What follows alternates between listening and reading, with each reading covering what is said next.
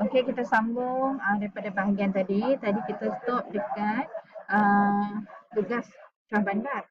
Okey, kita sambung pula peranan ya, peranan temenggung ya. So temenggung ni dia berperanan dari segi aspek keselamatan.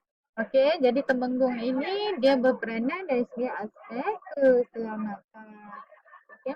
Jadi dari segi aspek keselamatan mempunyai satu sistem keselamatan yang sangat kemas untuk menjaga keamanan di darat dan di laut. Sebab sistem Melaka ni kita tahulah menjadi tumpuan pedagang-pedagang dunia, orang di seluruh dunia datang ke situ.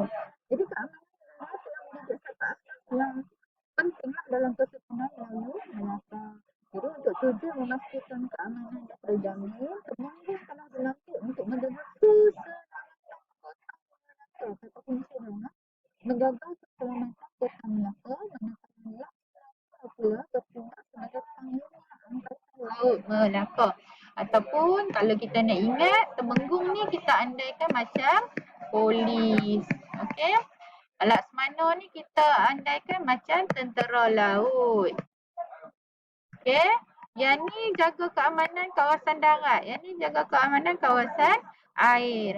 Polis jaga keamanan di kota Melaka. Tentera laut, Laksamana pula jaga keamanan kawasan laut Melaka. Okey. Baik, yang seterusnya pada peringkat jajahan pembesar-pembesar berempat tadi. Kan kita kata ada dua peringkat kan. Okey. Yang atas ni adalah peringkat pusat. Yang bawah ni adalah peringkat jajahan. Yang peringkat pusat ni dekat sini Sultan, dekat sini pembesar yang berempat ni. Bendahara, penghulu bendahari, temenggung, Laksamana dia akan duduk kat sini. Yang peringkat jajahan ni ada Syah Bandar, ada penghulu, ada pembantu-pembantu lah ya. Okey, so kita tengok pada peringkat jajahan, pembesar-pembesar juga, kat sini juga kita panggil sebagai pembesar, telah ditugaskan untuk menguruskan pentadbiran di daerah dan juga kawasan kampung. Dan pembesar ini dilantik oleh Sultan dan juga pembesar berempat. Antara peranan mereka termasuklah menjaga dan mengekalkan keamanan kawasan pentadbiran dan dibenarkan mengutip cukai. Contohnya kalau dekat bawah ni kita panggil penghulu. Okey, so penghulu pun berperanan nak bantu pentadbiran di peringkat pusat. Mereka ada kuasa untuk kutip cukai dan sebagainya. Baik. Kita nak masuk kepada kita nak masuk kepada keunggulan ataupun keistimewaan Kesultanan Melayu Melaka yang kedua, iaitu undang-undang. Okey, undang-undang. Kesultanan Melaka ni ada dua undang-undang yang berasaskan syariah. Maksudnya berasaskan hukum-hukum Islam dan juga hukum-hukum adat. Iaitu dua dia punya undang-undang. Satu kita panggil Hukum Kanun Melaka, satu lagi Undang-Undang Laut Melaka. Hukum Kanun Melaka ni dia ada orang kata hukuman-hukuman ataupun hukum-hukum ataupun undang-undang tentang pentadbiran, tentang jenayah, tentang keluarga. Undang-Undang Laut Melaka ni dia terpakai semasa pelayaran ya, semasa pelayaran. Baik, kita tengok dulu Hukum Kanun Melaka. Baik, Hukum Kanun Melaka ni mengandungi 44 pasal yang membincangkan antaranya termasuklah jenayah, bidang kuasa sultan dan pembesar, kekeluargaan dan hal-hal yang berkaitan dengan ekonomi. Okey. Baik, kita tengok. Sorry. Okay, kita tengok dulu satu dalam Telegram. Okey, kita tengok dulu Hukum Kanun Melaka. Okey, Hukum Kanun Melaka ni. Okay, yang pertama dia berkaitan dengan jenayah. Dia kata kat sini perbuatan jenayah akan menggugat ketenteraman dan keharmonian Kesultanan Melaka.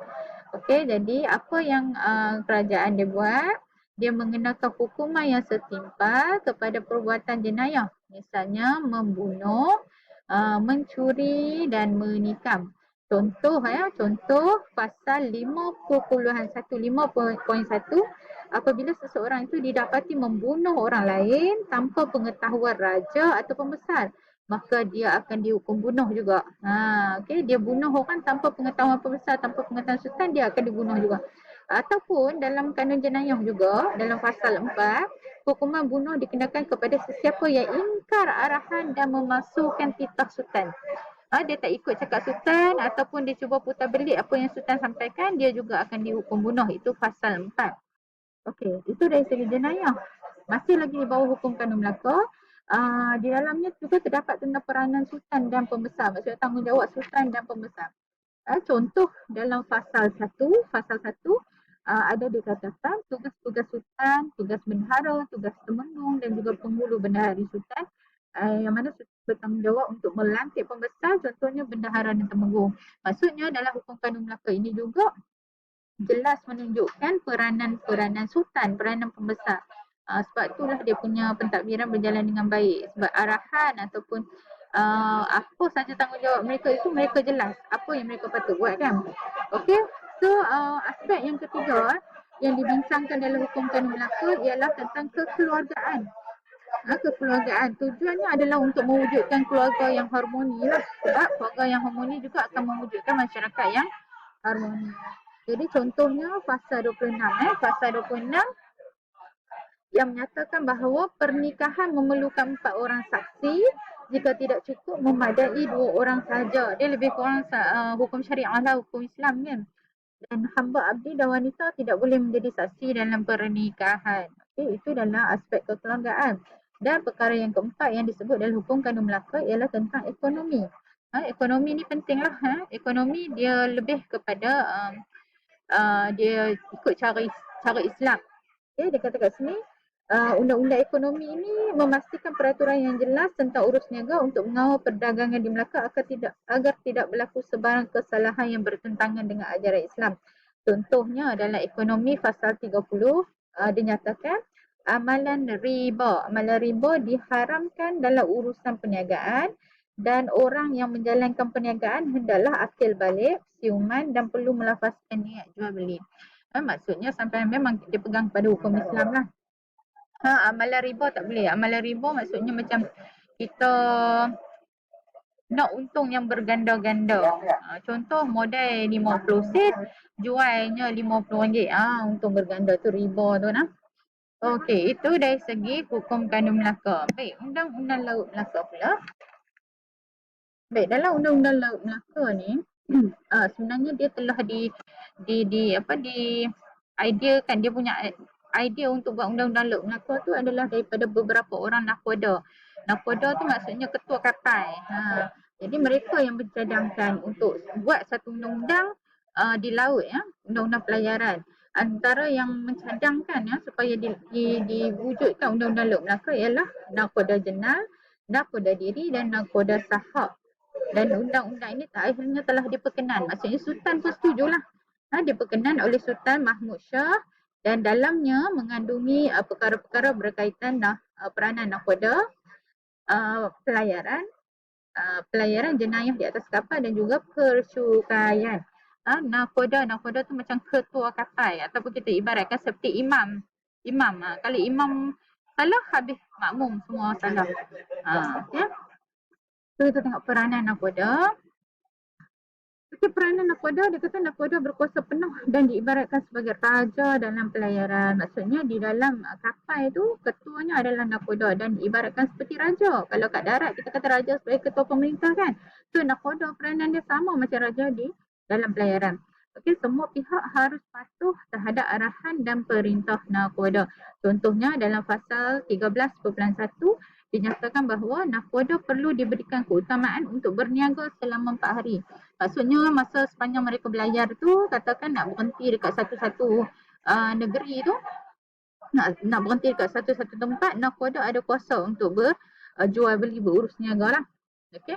Dalam pasal 13.3 pula dinyatakan sekiranya nakoda hendak singgah di tempat yang tidak ada dalam senarai persinggahan, nakoda perlu bermusyawarat dengan semua orang di dalam kapal. Katakan dalam mereka punya planning tak ada pun nak stop tempat tu. Tapi tiba-tiba nakoda nak stop, nak berhenti dekat tempat tersebut, maka dia perlu bermusyawarat dulu dengan ahli-ahli kapal yang lain, anak-anak kapal lah. Itu dari segi peranan nakoda. Dalam undang-undang laut Melaka juga ada menyentuh tentang pelayaran. Yang mana dalam undang-undang ni dikatakan dijelaskan tentang peranan beberapa orang pegawai selain nakhoda, antaranya seperti jurumudi. Jurumudi itu orang yang memandu kapal tu lah. Malim dan juga jurubatu. Jurubatu ni sebenarnya dia pakar dalam mengukur kedalaman laut. Jadi pelaksanaan peranan masing-masing akan menjadi pelayaran selamat dan juga lancar. Maksudnya setiap anggota di dalam kapal itu dia akan tahu dia punya peranan masing-masing. Contohnya di bawah pelayaran fasa 9 dia kata seorang malim. Malim ni macam penunjuk jalan. Seorang malim harus arif tentang ilmu pelayaran. Sebab dia yang kena tunjuk arah, tunjuk jalan. Malim perlu mengetahui keadaan ombak, arus dan juga kedudukan bulan dan bintang agar pelajaran berada dalam keadaan selamat. Orang dulu-dulu mereka mahir dalam bidang astronomi. Kadang-kadang berdasarkan kedudukan bintang atau kita tu buruj kan. Dia boleh tahu keadaan cuaca pada ketika itu. Baik, di bawah Undang-Undang Laut Melaka juga ada menyentuh tentang jenayah. Jenayah yang mana dia kata perbuatan jenayah di atas kapal akan menggugat ketenteraman dan keselamatan isi kapal. Silap-silap kapal tu boleh karam kan. Jadi undang-undang ini menjelaskan hukuman terhadap perbuatan jenayah yang berlaku dalam kapal. Contohnya seperti perbuatan mencuri, membunuh dan memberontak. Okey, contoh pasal 5, seseorang yang berkelakuan jahat dan membunuh orang lain atas kapal, maka orang tersebut juga akan dihukum mati. Okey. Baik, dalam Undang-Undang Laut Melaka juga ada disebut tentang percukaian. Percukaian mereka sangat sistematik dan juga adil. Yang mana pelbagai cukai akan dikenakan dalam urusan pelayaran untuk perdagangan. Contohnya dikata kat sini, cukai perjalanan dan juga hasil perniagaan dalam pasal 6.3. Nakhoda menentukan jumlah cukai yang dikenakan terhadap penumpang. Nakhoda ada hak untuk tentukan jumlah cukai yang dikenakan kepada penumpang. So, kita stop dekat situ dulu. Keunggulan Kesultanan Melayu Melaka iaitu yang pertama pentadbiran dan yang kedua ialah undang-undang. Dari segi pentadbiran, apa yang berbezanya, apa yang istimewanya, mereka mengamalkan sistem pembesar 4 lipatan dan kamu perlu tahulah huraian dia. Ketuanya adalah sultan, apa peranan sultan. Kemudian sultan dibantu oleh bendahara, apa peranan bendahara, apa peranan laksamana, apa peranan penghulu bendahari dan temenggung. Kemudian dari segi undang-undang pula, undang-undang Melaka ada dua iaitu Hukum Kanun Melaka dan juga undang-undang Laut Melaka dan kamu perlu tahu contoh-contoh ataupun kamu kena ingat sikit lah dia punya pasal tu. Dia punya hukuman tu, dia punya peraturan undang tu kena ingat sikit. Okay, untuk itu saja. Sekian, terima kasih.